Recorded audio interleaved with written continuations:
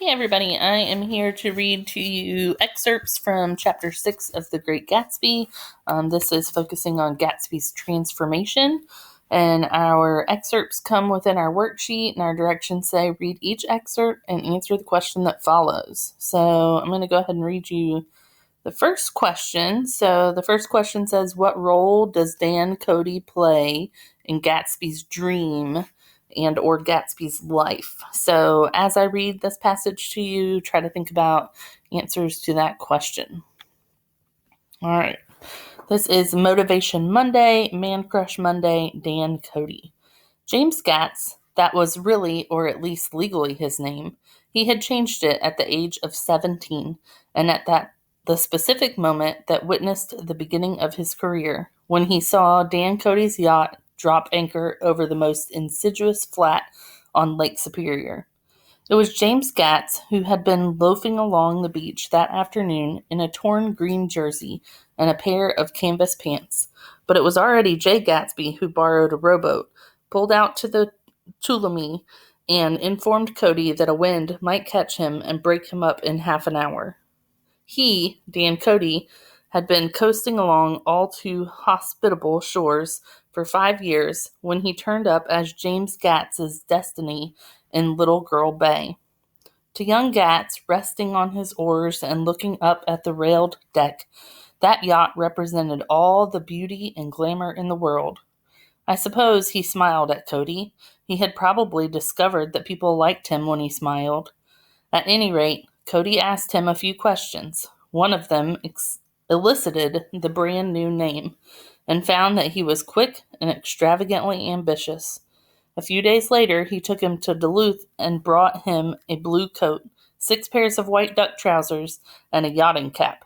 And when the Tuolumne left for the West Indies and the Barbary Coast, Gatsby left too.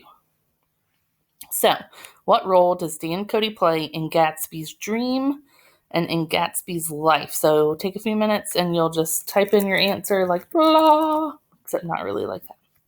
And then I'm going to go ahead and move on and read to you Transformation Tuesday, Gatz to Gatsby. I suppose he'd had the name ready for a long time, even then. His parents were shiftless and unsuccessful farm people. His imagination had never really accepted them as his parents at all. The truth was that Jay Gatsby of West Egg, Long Island, sprang from his platonic conception of himself. He was a son of God, a phrase which, if it means anything, means just that. And he must be about his father's business, the service of a vast, vulgar, and meretricious beauty.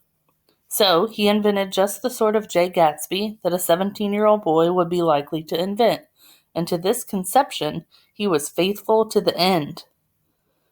But his heart was in a constant turbulent riot. The most grotesque and fantastic conceits haunted him in his bed at night. A universe of ineffable gaudiness spun itself out in his brain, while the clock ticked on the washstand, and the moon soaked with wet light his tangled clothes upon the floor. Each night he added to the pattern of his fancies, until drowsiness closed down upon some vivid scene with an oblivious embrace. For a while these reveries provided an outlet for his imagination. They were a satisfactory hint of the unreality of reality, a promise that the rock of the world was founded securely on a fairy's wing. All right, so your question for this passage, why does Gatsby change his name? So look back through that passage, and then you'll type your answer there, and you're thinking about why did Gatsby change his name? What was he trying to escape from? All right, we have Woman Crush Wednesday, Throwback Thursday, and Flashback Friday. So, here we go. Woman Crush Wednesday, Daisy Buchanan. He wanted nothing less of Daisy than that she should go to Tom and say, "I never loved you."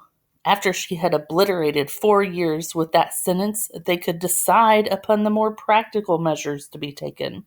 One of them was that.